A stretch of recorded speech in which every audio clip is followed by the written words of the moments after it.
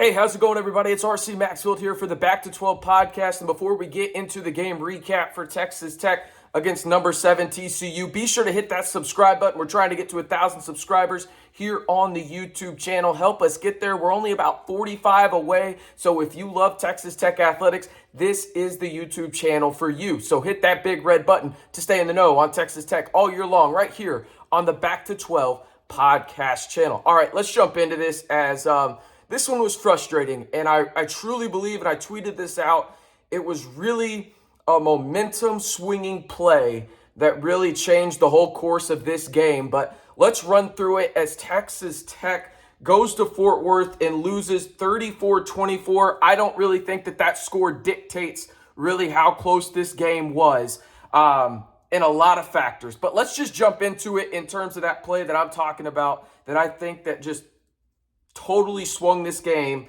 in a different direction. And it came with 1 minute left in the third quarter when Texas Tech was up 17-13. And you have TCU 2nd and 10. Max Duggan drops back, and one of the best pass rushers in America, and Tyree Wilson sacks him. At least you thought.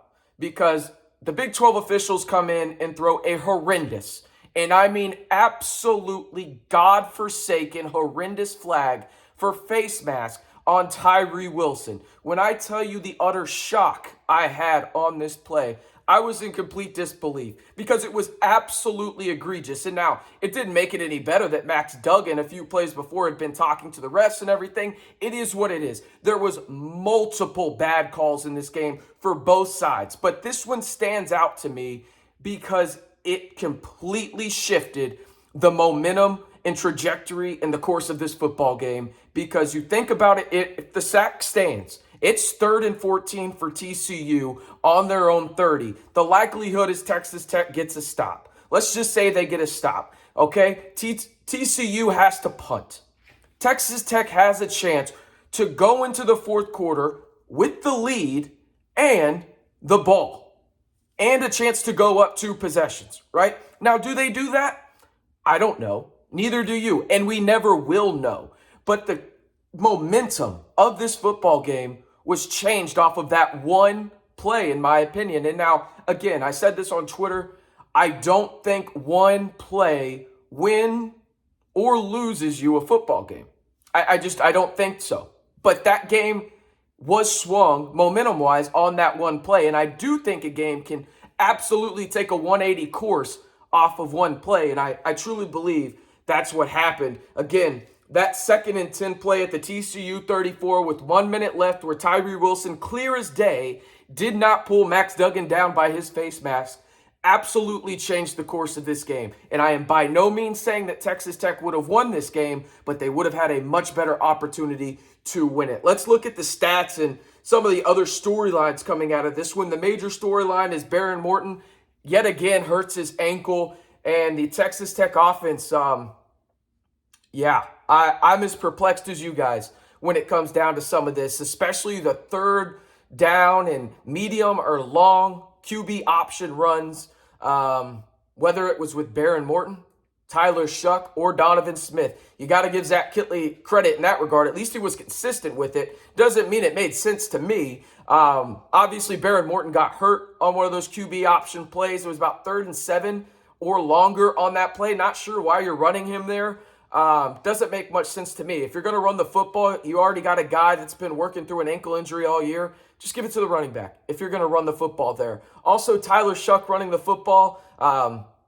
It's hard to watch because you're almost scared for the guy in terms of his body. You got to give him credit for at least putting it all out there on the line. But I think I'm at the point now where if Behren Morton isn't the starting quarterback, you need to put Donovan Smith in there just because at least you keep the defense honest in front of you. You've seen what this offense can look like at its peak with Donovan Smith against high-level competition. If Behren Morton is to miss any time, and who knows if he does, right? Like, who legitimately knows if he does? He was in a boot and street clothes for the second half, but the Texas Tech offense, They did the Texas Tech defense no favors today. And I'll say this, if we're strictly looking at what the Texas Tech defense did today, and again, this 34-24 score does not dictate their performance at all, in my opinion. This was the best performance by the Texas Tech defense all year long. You think about it, TCU is the best offense in the Big 12, whether that's points per game, yards per game, and you absolutely stifled them in the first half to 6 points. They were up at halftime 13-10, but the reason being is because your special teams group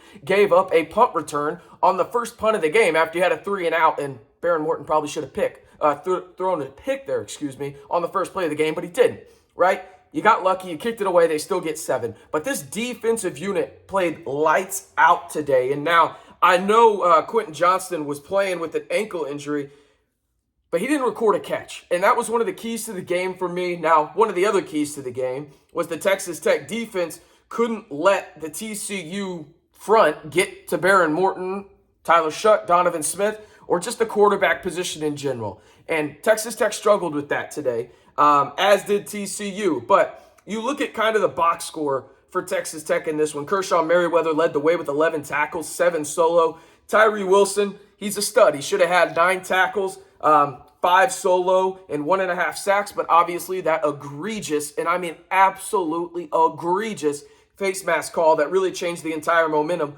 of this game was left off there. But Texas Tech had 4 sacks, 10 tackles for losses. TCU had 4 sacks and 9 tackles for losses. Overall, again, defense I thought played really, really well up until really that last stretch of the fourth quarter where you can tell they were just absolutely burnt out from being on the field for about 36, 37 minutes in this game. I mean, the offense just, it doesn't look right in a lot of ways. And that's even with Behren in there. I thought the offense struggled mightily at getting any kind of passing game going. The leading receiver in this game was Jerron Bradley, who left as well. He had the touchdown. J.J. Sparkman, who had an absolutely phenomenal catch from Tyler Shuck, he had 46 yards, but he led the way in receptions with 3. You think about this. Texas Tech had 16 completions in this game. TCU had 12. This was not an offensive game that I myself thought it would be. I thought this would be an old-fashioned Big 12 shootout. Instead, the defenses for both sides really came to play, and honestly, I thought Texas Tech played better for a majority of the game. But the offensive side of the football has become a major concern now for me in terms of what is going on and why can't you find a rhythm offensively. I see a lot of people on Twitter blaming Zach Kittley. Some of that criticism is fair, in my opinion. Some of it is not. I think really what this comes down to is a couple of things, and we've talked about it all year long on this channel, and you would know them if you subscribed already. But the offensive line is not good. It's just not. And I don't think you can fix it during the year. You tried. You had Bohannon at right tackle, and you had Jacoby Jackson start at right guard. They didn't do much better than the guys you had there before, right? Your offensive line just isn't good, and I don't know how you can change that without just going into 12 personnel and having 2 tight ends in there every time, which is something that Zach Kittley and this offense really can't afford to do with the lack of separation that this team creates with the wide receiver position. That's the second point. You struggle creating separation on the outside, a place on the field where you continuously want to go, and I get it, you want to spread things out. But when you have guys that cannot create separation, it really dictates to the defense, okay, I can just play man. I know they're not going to do it, or I can just play soft off right there, 5 yards. And what are they going to do? They're not going to go past me. They can't go past me. We all know that. And I think Tech showed that today. The one big play that really Tech, I thought, just designed beautifully was the Jerron Bradley play where Behren Morton threw it on a rope. Jerron Bradley made a couple guys miss and ran into the end zone in the middle of the field. When they used the middle of the field, good things happened for Texas Tech. The third thing that really caught my eye in this was how many times a quarterback ran the football for Texas Tech today. 17 times for 11 yards. And again, some of that sack yardage, I get it. But you were struggling running the football, but you continuously did it on 3rd down, and not even 3rd and short, but 3rd and long sometimes. And it made absolutely no iota of a sense to me. None. I was dumbfounded at some of these decisions. You look at what SaRodorick Thompson and Taj Brooks did, they were solid. SaRodorick Thompson is as steady as they come, 8 for 46. Taj Brooks, again, averages about 6 yards a carry. And then you got Cameron Valdez, who came in and is just going to be an unbelievable back at Texas Tech. He had 3 carries for 71 yards. But I try to not push the panic button on the Texas Tech offense, but I understand it is very difficult not to right now. And I'll leave you guys with this question. Again, Texas Tech loses 34-24 to TCU in Fort Worth. But I'll ask you this question. Does Texas Tech make a bowl game this year? Y for yes in the comments, N for no. Let me know, because I think this is a true toss-up right now. I can be persuaded to either side of the fence, but I want to hear y'all's opinion. And one more time, be sure to hit that big red button and subscribe for daily Texas Tech videos all year long right here on the Back to 12 podcast channel.